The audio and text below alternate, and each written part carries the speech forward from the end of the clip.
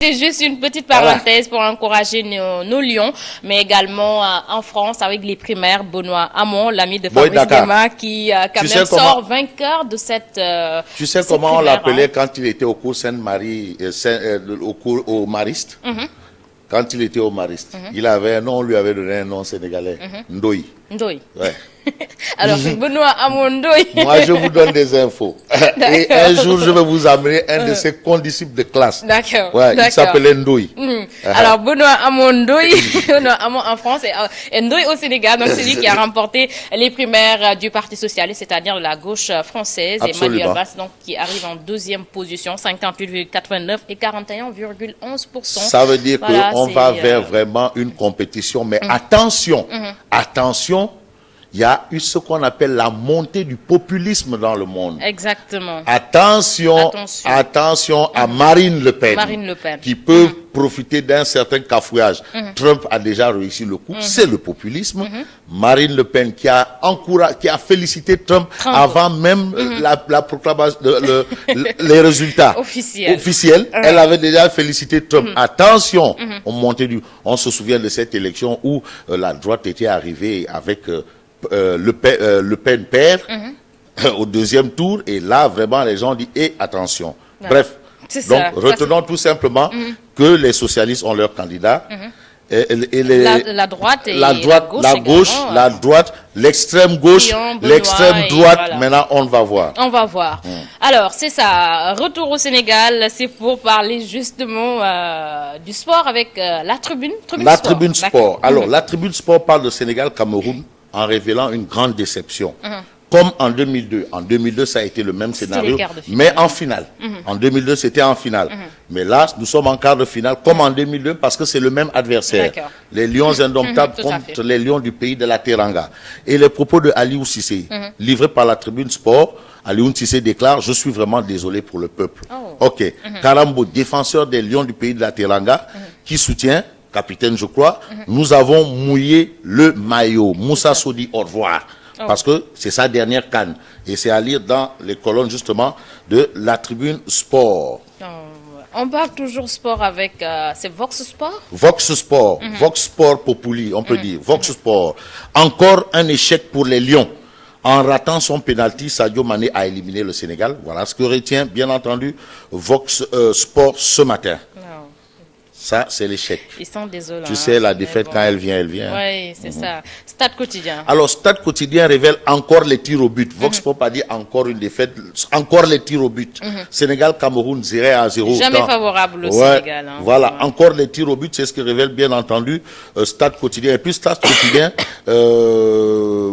évoque ce que Aliou Cissé a dit, c'est-à-dire son seul regret. Maître Augustin Senghor, président de la Fédération sénégalaise de football, qui déclare continuer avec cette génération. Voilà, cette génération, c'est une génération, il faut continuer avec elle.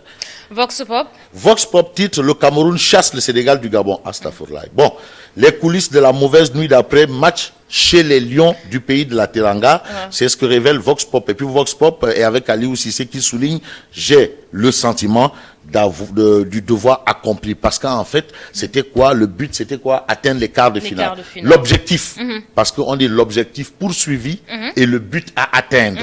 L'objectif poursuivi, c'était atteindre les quarts de finale et le but, c'était la coupe. D'accord. Mais il y a les objectifs quand même, c'était ça qu'on avait fixé à Aliou Cissé, c'était les quarts de finale. En tout cas, pour lui, il déclare dans Vox Pop, j'ai le sentiment du devoir accompli. L'As quotidien. Alors, l'As quotidien titre « Le Cameroun dompte le Sénégal ». Alors, c'était un match de Lions, les Lions indomptables et les Lions du pays de la Teranga. Finalement, c'est le Cameroun qui a dompté le Sénégal. C'est ce que révèle, bien entendu, l'As quotidien à sa une ce matin. À la une de Enquête. Enquête parle d'élan brisé.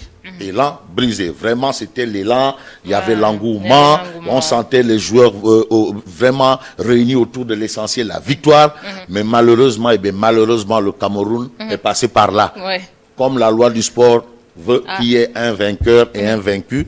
Finalement, le vainqueur, c'est les Lions indomptables et les vaincus, les Lions du pays de la Teranga. Quart de finale de la CAN, le Sénégal éliminé par le Cameroun, élan brisé. C'est ce que souligne Enquête à la une. Et puis Aliou Cissé de souligner ce qui lui fait mal. C'est à lire dans les colonnes de l'enquête. Et puis Augustin Senghor, président de la Fédération sénégalaise de football, parle de scénario inattendu. Vraiment inattendu, hein, ça il faut le dire. Alors aujourd'hui c'est le sport à l'affiche. L'Observateur également. L'Observateur L'Obs, CAN 2017, le Sénégal éliminé par le Cameroun en quart de finale 0-0, tir au but 4-5, Cissé à refaire. Cissé comme, c'est pas Cissé, Cissé, Aliou Cissé. Cissé à refaire. Le coach indexe l'individualisme des joueurs offensifs et réfléchit sur son avenir. Des techniciens décortiquent les failles dans le jeu et le choix des hommes. Et Lamine Guin, technicien, entraîneur, technicien, Lamine Guin, qui déclare dans les colonnes de l'Observateur L'Obs, il y avait des remplaçants capables de déjouer le bloc camerounais, parce que les Camerounais sont venus jouer système bloc, on bloque. Voilà, le Cadenacho. Il y a plusieurs noms, même en Amérique du Sud, ça a un nom. Pape Fall, ancien international des Lions du pays de la Teranga, footballeur, qui soutient, on ne s'entête pas à mettre un joueur. Et Pape Fall veut parler de Mame Biram Diouf.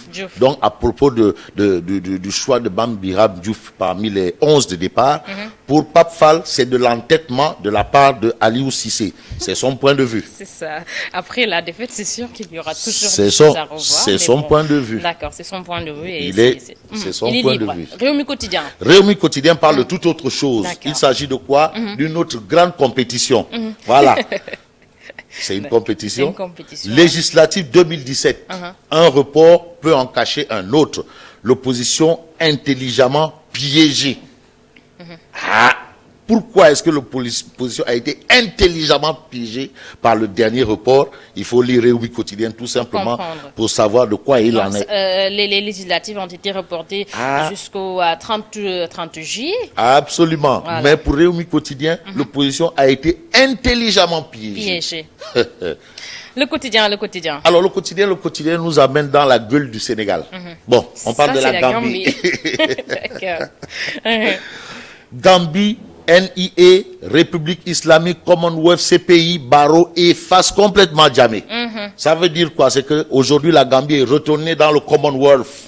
Absolument. La Gambie, ce sont les États anglophones africains avec l'Angleterre. Le Commonwealth, Barreau et face complètement jamais. Voilà ce que révèle le quotidien. Et puis, Khalifa Sall, maire de Dakar, qui déclare dans le quotidien, Wade avait l'intelligence du chef. Élection du président de la commission, jour de vérité pour Bathily. C'est aujourd'hui, on saura si c'est Bathily ou ses adversaires qui vont occuper le poste de président de la commission de l'Union africaine. D'accord. Libération. Alors, Libération parle de Gambie, les dernières gaffes de Adama Barrow.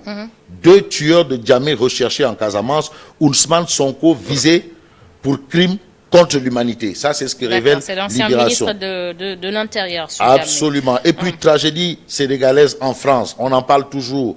Oumar battu à mort par son beau-père. Voilà ce que livre, bien entendu, Libération. La Tribune. Alors, on termine avec la Tribune aujourd'hui pour parler de dîner gala de Mumbai. Le palais en fête. Ça, c'est le titre qui bat à la une de la Tribune. Mariam Faisal honore les femmes leaders.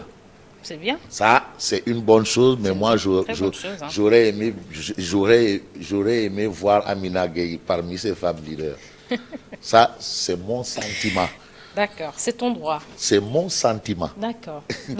Merci. Merci. On se retrouve demain, Inch'Allah. Alors, merci à Fabrice Nguema. Merci également à vous. Il vous retrouve demain, mais moi, je reste avec vous et je reviens tout de suite, c'est pour le journal.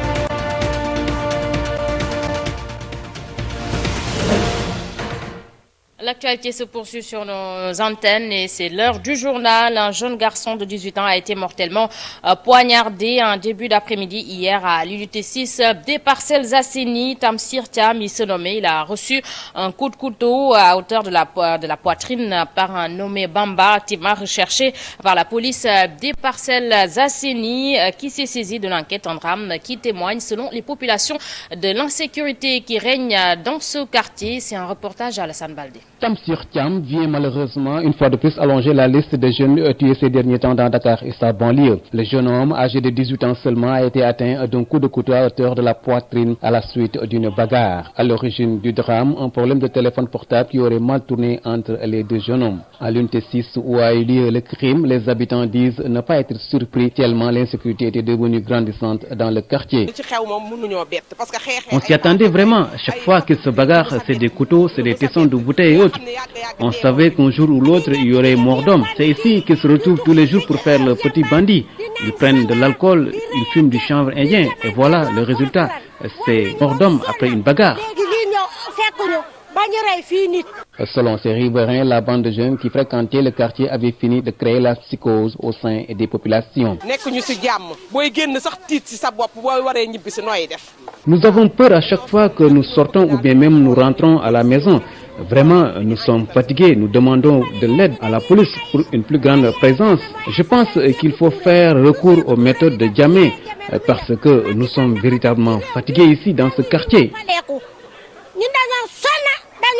La police des Parcelles qui s'est saisie de l'affaire est à la recherche du meurtrier, un certain Bamba, connu de ses services et qui a pris la fuite après son forfait. Le corps sans vie du jeune homme a été déposé à la morgue de l'hôpital par les éléments des sapeurs-pompiers de Diop.